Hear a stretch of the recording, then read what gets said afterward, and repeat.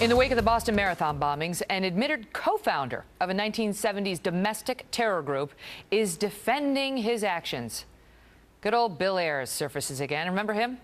He co-founded the Weather Underground. It's a group that bombed the U.S. Capitol, the Pentagon, and other government buildings. Well, he was challenged by reporters this weekend as he gave the keynote address in honor of the students who were killed at Kent State back in the 70s. He was asked about the Boston terror attack and his past. And he responded by saying, you can't compare what the Weather Underground did 40 years ago with what the Tsarnaev brothers allegedly did last month in Boston. He says the Weathermen destroyed property, not lives, in an effort to persuade the U.S. government to pull out of Vietnam. That was their cause, to try to get the Vietnam War to end. But our next guest tells a different story. His family was personally targeted by Ayers and his group one night in 1970. John Murtaugh's father was presiding over the trial of the Black Panther terror group at the time. He says his family was nearly killed when the Weather Underground planted firebombs around their house and under their car with the family still inside that house. They managed to survive.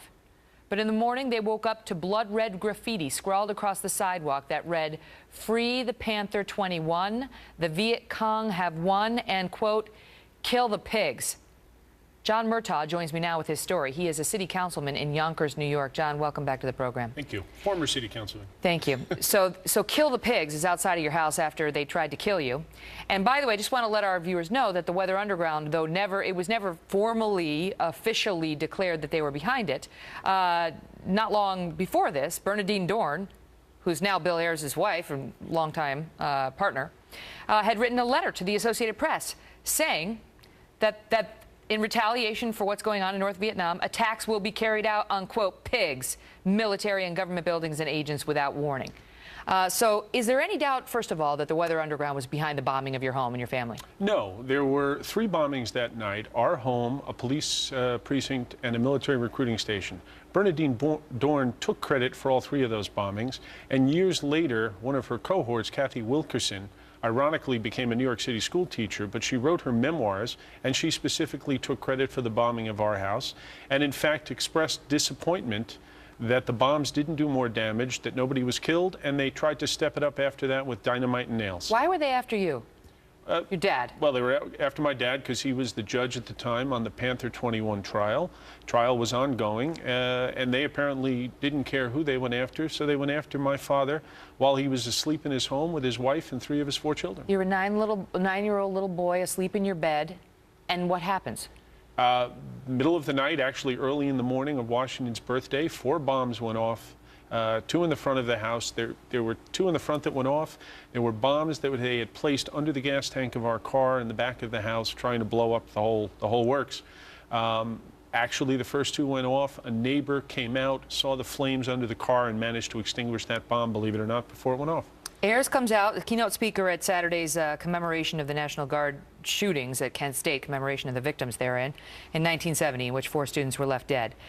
He comes out and says, look, we were about property damage. That's all we were about. No one died in the Weather Underground bombings. And then he goes on to say, quote, how different is the shooting? This is his equation of Tamerlan Tsarnaev and his behavior and his own behavior with the Weather Underground. Quote, how different is the shooting in Connecticut, the Newtown shooting, from a shooting at a hunting range? Just because they use the same thing, there's no relationship at all. Well, the notion that Bill Ayers and the Weather Underground were about property damage, to make it sound like they were egging cars on Halloween night, is absurd. Brian McDonald, a police officer in San Francisco who was killed by a nail bomb, I'm sure his family would feel differently.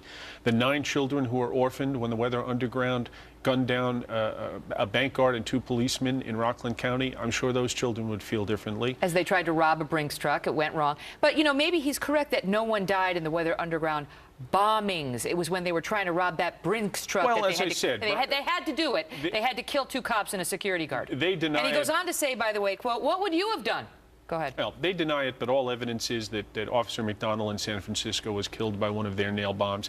But to the extent he can claim no one was killed by his bombs, the only difference between Bill Ayers and the Tsarnaev brothers is that he was incompetent, apparently. I hate to make it sound flip, but apparently they just built better bombs. He went on to say, and I quote, we have a hard moral responsibility to look at the world as it is, to open our eyes. I am an activist. and again underscored that he believes in property damage to save the lives of 6,000 people who are dying per week in Vietnam. Well, I'd ask him how many millions died in Vietnam and Cambodia after the United States left, but that's a debate for another day. What he did was not activism. What he did and what those like him did was terrorism. He has never apologized for it. I don't know how you apologize for murder, frankly. I don't think you can, but he's never even attempted.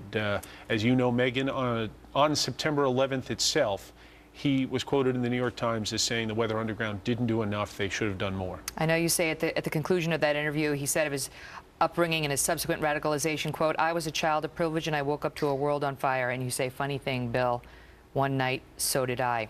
John, thanks. Thank you, Megyn. We'll be right back.